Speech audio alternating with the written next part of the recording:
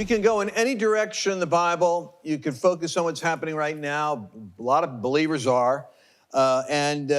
You could look at the rapture and the Antichrist. But I will give you where it's going that we forget it's going. How about that? How's that for an opening, honey? It's my wife, Annabelle, right here with me. Some of you know who she is. Most of you should know. Malachi Chapter 4. Behold, I'm going to send you Elijah the prophet before the coming of the great and dreadful day of the Lord, and he will turn.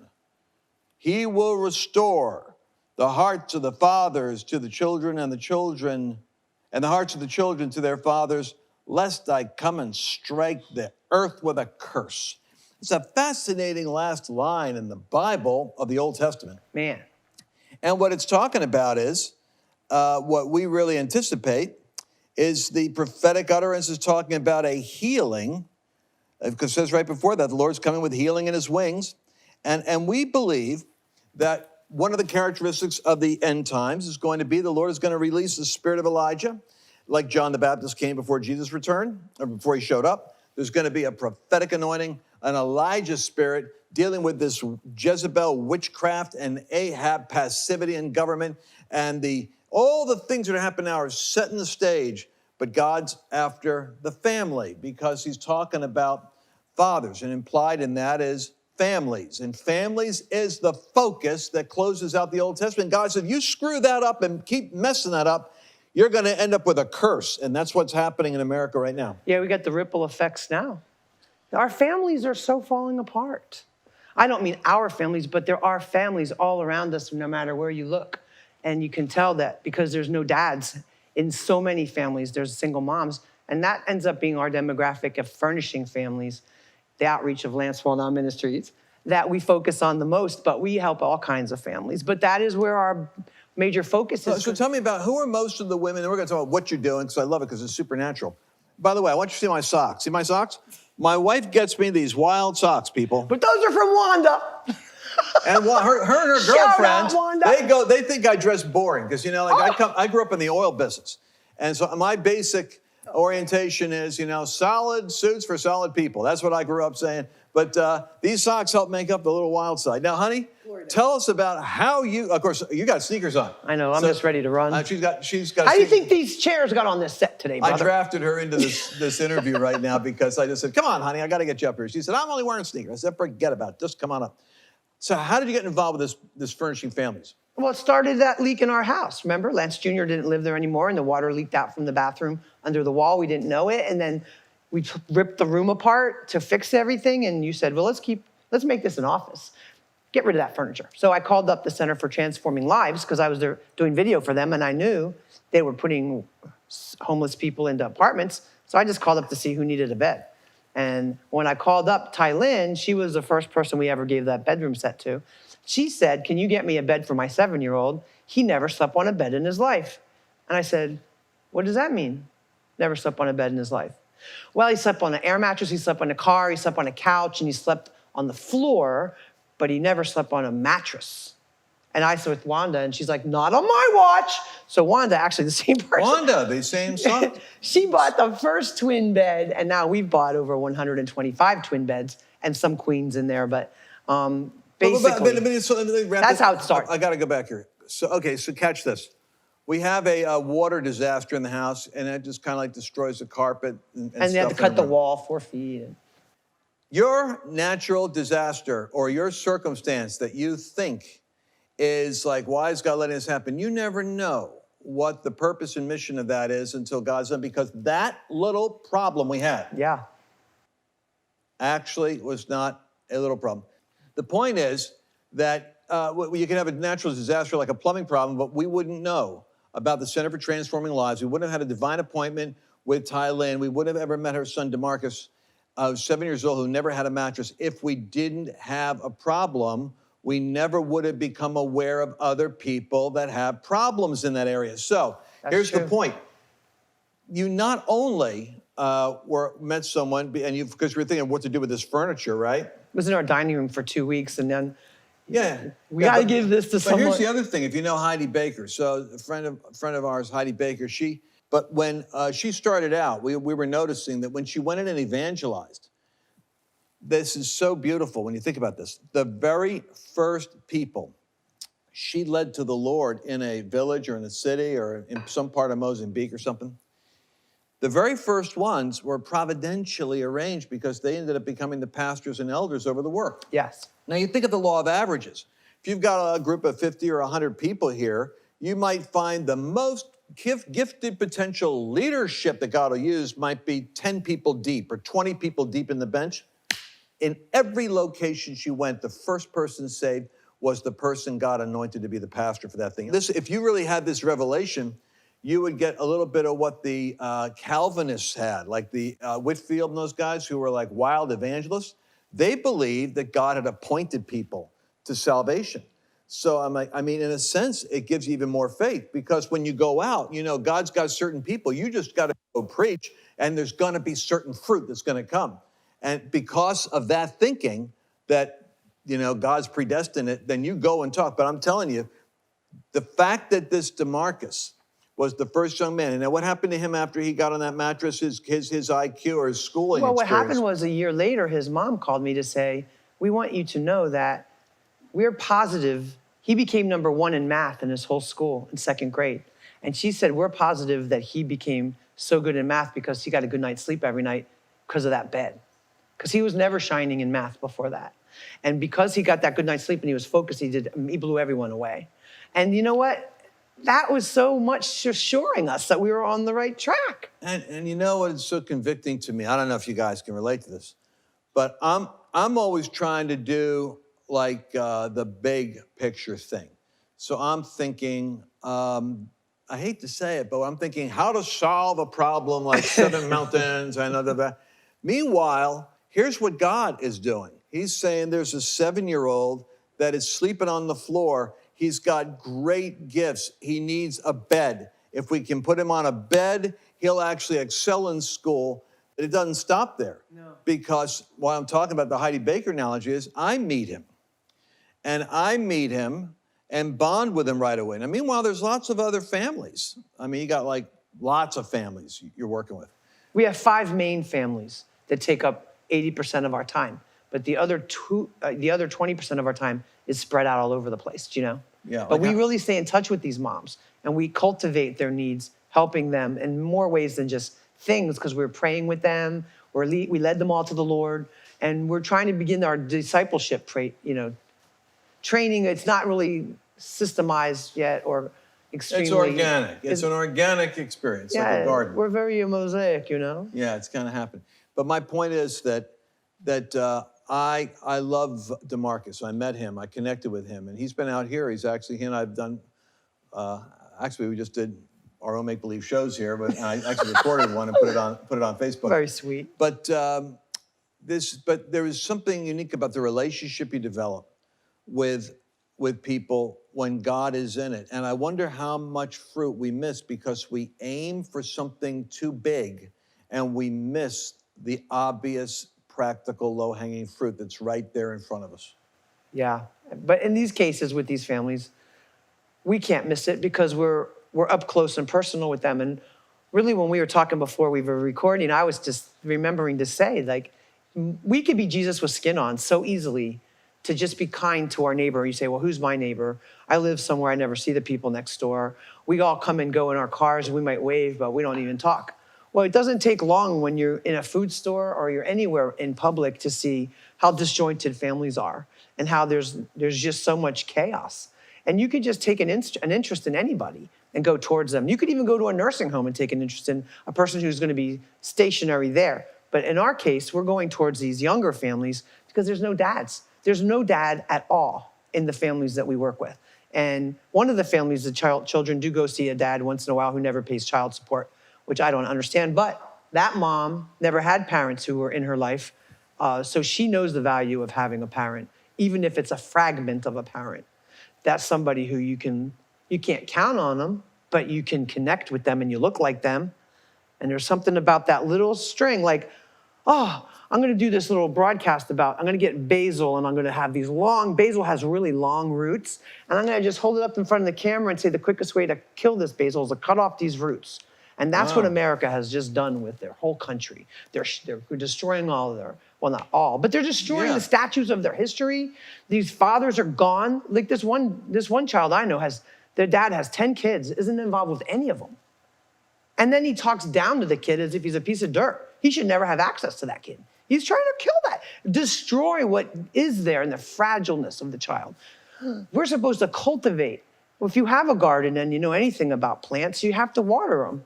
And if you skip one day in Texas, they're going to die in 2 days. They're going to be, so, that's why they always tell you need a lot of hugs, you need a lot of eye contact in your family, you need to look each other in the eye and say nice things, kind things, but ask questions and get to know each other. A lot of families don't even eat meals together. We furnish tables and chairs. 95%, we want to say 100%, but I can't say 100%. They don't have that luxury. They don't have that in their house. After the beds and the nightstand and the lamp, the next thing is the table to eat at. They eat on the floor. And we might say, I don't believe that. That's not even my zip code. That's the next zip code over, but I'm still 20 minutes in my car. I didn't drive. I didn't fly to Africa. I'm right here in the suburbs of DFW and then Metroplex right here. And so that's what got me. As soon as I saw... And so basically what you think is, this is the problem like with government stuff.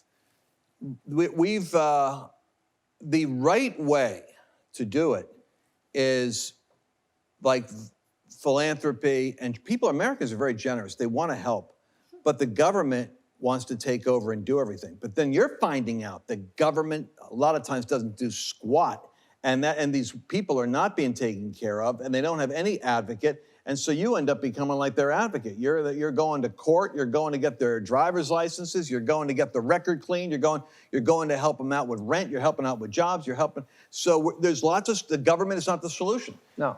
And they never will be, because God didn't call them to be. Right.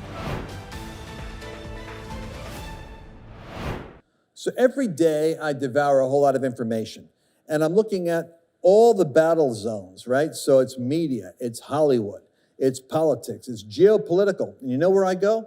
I go to something we call the 7M Underground. This is where the information, the journalists, the insider sources talk to me, and I'm able to do the videos and the one-on-ones that we can record and place over here so that you get a lot more depth of content than the 1-minute snippets that I'm able to do on the program. So here we even have the prophetic corner, because I'm very interested in the futurist perspective. I believe that God does show patterns and blueprints for things to come. And rather than going backwards and saying, oh, so-and-so said this or so-and-so said that and predicted it, I like to go forward. What is the general consensus of what futurists are saying? We take that futurist perspective, we take the news that's happening right now, we take the exclusive behind-the-scenes membership interviews, and we wrap it all up in what we call the underground. It's literally the resistance movement for people that are enlightened on the spiritual warfare that is breaking out in current events. And I welcome you to join me and meet me there. And so, Annabelle, the interesting thing to me, and I live every day with this experience of, for years we've taught, and we're part of a faith kind of community with giving and finances and stuff. And so we kind of all have heard, and I'm sure you have heard too, you can't outgive God and that sort of thing. Well, technically, that isn't always what happens in terms of, you give money and you get more money. You might get something even more important than money. You might get the healing. You might get the new job that gets you the more money. But the sowing and reaping is a mysterious process. In your case, however, I have to say there's little mystery, because she has a furnishing family ministry, which means stuff comes in. And so it's not like conceptual, it's physical stuff. So when you sow, you physically reap. And I'm watching, from our house, which we couldn't fill it anymore, to a storage unit. I said, take it to a storage unit. Then the storage unit had to multiply. And then we had actually 2 storage units going for a while. We had 3, and then we have a 2,500 square foot warehouse. Now we have a 2,500 square foot and a 1,000 square foot. I didn't know. We need to build our own. All right, so, no, wait a second. So the point is, where does this come from? The stuff that you know. First of all, how do people even come to you? What's the process? You didn't even have an official methodology. Well, what happened? I see these chairs. These are from the Hilton Town Square, South Lake. Yeah. We were given through Stepping Stones because they had no way to. Stepping Stones is a nonprofit charity that gives to all these children in our zip code who timed out of the foster care, and so that's who they minister to. And so they were offered 36 of these and 25 sofa beds, and they said, Annabelle, can you get them? I go, can I have 24 hours? It was the 27th of December, and we were flying out on the 28th. And they said, oh, yeah. I said, I need to get movers, a truck, and a storage unit, so I need a little time. They go, okay. So I set it all up, and I wasn't even in town. And they got it and received it, put it in 2 storage units because there was so much stuff. And so we still have like 6 or 8 of these left, but these are nice for the set. People, listen, we're doing this. We don't know what we're doing. We're just doing it. It's very Abraham of us. Follow me. I don't know where I'm going. Right. Abraham went forth looking for a city whose builder and maker was God, and he knew not where he went. We're just doing it. And I'm finding out all the time what we're paying. And it's kind of like, we have to really we want your help on this because Annabelle, well, the money comes in though. I mean, I'm not overextended. It's just like I had to get yesterday I had to get a climate controlled unit, which we never have had before, because now we have 50 bins of clothes that we're giving away on the 15th of August. And there's no room in my warehouse to do anything except shimmy through the bins. We filled up, we have filled up a 10 by 15, but we're gonna fill it in the next 4 weeks. What does that have to do with the temperature thing? Because you don't want clothes in anything. You have to have clothes in a good temperature or they get funky. Oh, I didn't know that. Especially secondhand clothes. Well, we clean everything first, of course. But this is all by size now that we're getting super organized. So you're washing clothes there? Yeah, we have a washer being installed today, actually. Really? At the warehouse, yep. Everything takes forever, though, people. But here's the point. You don't need to have a manual on how to do this because it was in your heart to do, and God just keeps on giving it. You have Terry, full-time staff that volunteer. Yeah. You could never do this yourself. I mean, we're seeing court cases where we're going in with these women and praying and having the Spirit of God come down and touching the hearts of judges who are releasing these girls from, in some cases, abusive relationships or warrants. Or clearing their record. And so they can get jobs, because what Annabelle's done is she hires Uber to drive them because they don't have cars. We're calling forth licenses for all of them. 2 of them, 3 of them. Actually, we're driving all the time with no license. I got to tell you, but then cars come. They don't even have parents, though, telling them. If they get the driver's license, then the cars start being given. Dr. Darcy, he's here. He donated a car. Alicia received that car. I'm telling you, but I'm watching this stuff coming and going all the time, and it's amazing. It's fast. Every day I get the update, like, it's picking up speed. Where is this coming from? It's supernatural. It is supernatural. We love it. And we pray in it all the time. That's what makes it the most fun, because when you get in that next zone in the supernatural and you're in the prayer zone, you hear, because God's talking all the time, we just don't hear. But when you get in the prayer zone, you're listening more, you're talking less. You know what I mean? So that's why it's just the best season of my life. Wouldn't it's just you love opening to have up now. Ever had that experience with you where it's like, why doesn't somebody do something? Why doesn't somebody do something? I remember, where were we? You and I were out at dinner. It was a lovely, potentially romantic date. Uh-oh. We were in some other city, and it was a really elegant place. And remember, we were sitting off on the side, and it was like a bar area, but we were... And the guy was talking about feeding the starving kids? No, it was you. It was you and me. And you started talking to me. Oh, telling you everything. About how you were so upset finding about these kids that are living in cars in Fort Worth and their moms, and they don't have any houses. And this has got to stop. And you can't believe it. There's kids that are actually growing up in cars in our own city. And I remember how, like, the whole conversation, like the Lord said to me, just let her go. Just listen and just support, because this is a vision I'm putting in her. So I just figured, okay, because you know me normally, it'd be like, Annabelle's enough, I want to change the subject. But it's like, wow, you had all that That's how he talks to me, people. That's how he does it. Hello, that's enough. 35 years. You can start getting to the point with each other. So, but that time the Lord said, no, this is vision. So I was just asking questions to hear the vision and treating it like I would if I was with a client or a person helping them get the vision clear. But you had the passion. That's true. So what do you see coming next? What do you see coming next? Well, I really love how we set up the warehouse because we set it up so the children can play while the moms are working, because a lot of them are doing community service hours, or they're going to be able to, by in another week, do their laundry while they, listen, one of the big problems is they don't have their own laundry machines. They don't live near a laundromat. The apartments charge a fortune a lot of times for their laundromats that they have in the apartment complex. And so these girls would go to visit them. They have 5 garbage bags full of clothes that need to be cleaned. So now they'll be able to just bring them over to the warehouse, and I got the biggest machines I could buy.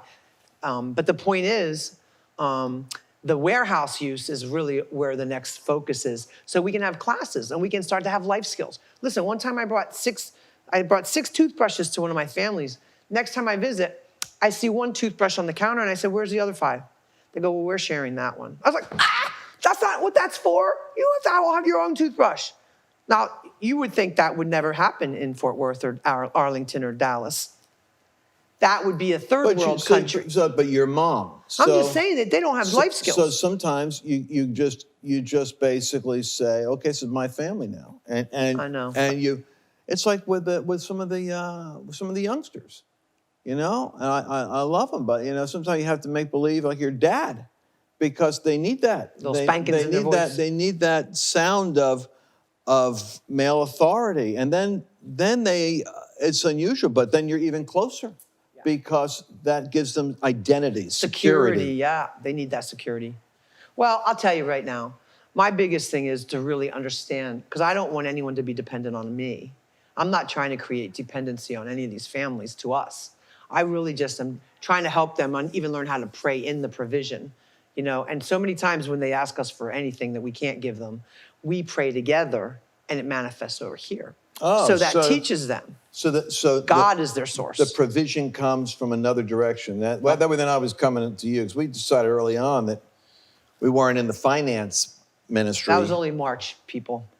It was early on in terms of the pain of it. Annabelle was writing the checks. She was giving the money out. I said, stop. Because what were they going to do, get evicted? I don't want them to get evicted. Hey, listen, my friend Jacqueline, she said to me last December, this is the first Christmas we've been in a home. We've been homeless 5 years. When somebody says that to you and you're right there, like that has just affected you. It affects me to even say it out loud right now. I don't want her to be homeless ever again. Right. So she's got a lot of gumption and she's always going to have a job. The problem with COVID now, it's upheavaled a lot of things. Like even if you have a minimum wage job at Jack in the Box, they may have cut your hours way back, and there's no COVID money for that. Or even if you're working at KFC. So I really want to ask the Lord, I'm asking him now, how can we train them to do something to make more money? I'm not talking about just giving them money. I want them to create wealth. I want them to know how, have instincts. And a lot of them have a lot of good instincts already. They just are having children with no dad. Lance, you traveled, we were married, all the way in the beginning, we had little children, and we waited 3 years to have children. You traveled a lot, but you always came home. And you always provided financial money and everything we needed for our family. I didn't even start working for money till much later, because even when I pastored, they didn't pay me. They thought I should be free. But my point is, that's terrible the way people treat pastors' wives. Well, the truth of the matter is, I was sowing. I'm reaping now. I'm reaping big time now. Everything I've sown in my whole life is reaping right now. About the things I care about. Like I've always cared about everything you do, and I will always. I really wasn't thinking outside of how can I support Lance. Let's get this done. Let's get that done. This is turning out good. Okay, next. Right now, I have this white canvas, and it's cool. I really like it because I got Lance Jr.'s working with me now, and he's an artist. Oh my gosh, the kid's so creative. Our whole family's creative. So now we're going into the creative zone. You know what I mean? That's a whole other energy that is it just so inspires me. So I don't know what's going to happen. Like he's making a mural now that's going to be 4 by 8 that has all the supporters who've helped me get to where I am and all the people we've helped. So you see this image, and it's going to be wrapped on my our moving van. And I wanted to get that of all these people. So, honey, tell people right there how they could help you. Well, we need a truck because we have to hire a truck. And when you have to hire a truck, it's only available when the people say it's available by their calendar. So we own our own truck. We could say, we want to move Monday, Wednesday, and Friday. We don't have to call them and say, what day is it available next week? And so that was the first thing. And you're paying for the truck. Yeah, we could have already been making a lot of payments on our own truck. But that's okay, because it was premature. I mean, 26-foot truck, we need a 26-foot truck, a 16-foot truck, and a pickup truck. In what order, I don't know, but we use all of them because I have to borrow a pickup truck sometimes. I rent a 16 or 26-foot truck all the time. So sometimes if I'm getting donations, I don't want a 26-foot truck to go pick up 5 things. And what a difference it makes for a family when now they have a place to do their laundry. Now they have a place for their children to be with other children. Now they have a place where now they have, whether it's furniture in the kitchen or furniture in a living room or furniture or a bed to sleep on, or clothes, or they're calling you now and saying, they need shoes. Yeah, I gotta take these people shopping for shoes. Last December, the principal decided that they wouldn't let, some families I knew moved because they lost their car and they had to be able to walk to school. That's why they moved to a different school. Sad. The principal said, hold it, you can't come to school now, it's December 1st in slides. That's the shoes with no cover your toes. You have to have your toes covered. So I didn't see those kids for 2 weeks. They come up to my window, Miss Annabelle, we can't go to school because we don't have shoes. And I said, what? What are you talking about? And they told me the story. And I said, well, how long has this been going on? Well, it's been 2 weeks. I was like, you missed school for 2 weeks because you didn't have the right shoes? What?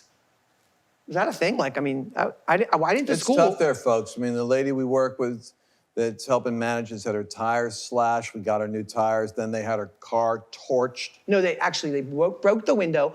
They lit a tank of gasoline on fire and exploded her car. Exploded the car, blew the car. Because she had to tell them they were evicted because they didn't pay the rent for 2 months. So, I mean, you might say, don't go there. That's dangerous. What are you, out of your mind? But you know what? When God tells you to do something, you do it, right? And I'm not saying we are fearful. I'm saying that place is crazy. There's little kids there. There's so many little kids there. They're growing up with gunshots all day long. I mean, what is going on in our country? That's why I'm just saying, I'm encouraging everybody to just take an interest in your area and look around. You can do a lot. People say, I can't do anything. Yes, you can. Let's cheers, baby. Cheers to families, to love. Furnishing Families of Texas. Hey, listen, there's going to be one in every state. You want one in your state? Come on. You want one? All right. Start praying because I'm not ready to help you because I can hardly help myself. But pray because help is on the way, dearie. We'll talk to you again next week. God bless you. Bye. Thank you for watching today's episode of Firewall with Lance Wallnau. For more information, visit lancewallnau.com. People are always asking me, how do we get in touch with you? Or how do we find out about what you're doing and broadcast? Well, here's the fastest way to do it. We're on Instagram and Facebook. We have a YouTube channel. And we have podcasts that are available on Google Play and on Apple iTunes. So remember, it's Lance Wallnau. The spelling's a little strange, Wallnau. And we're available on all the platforms you could possibly want. Just check us out.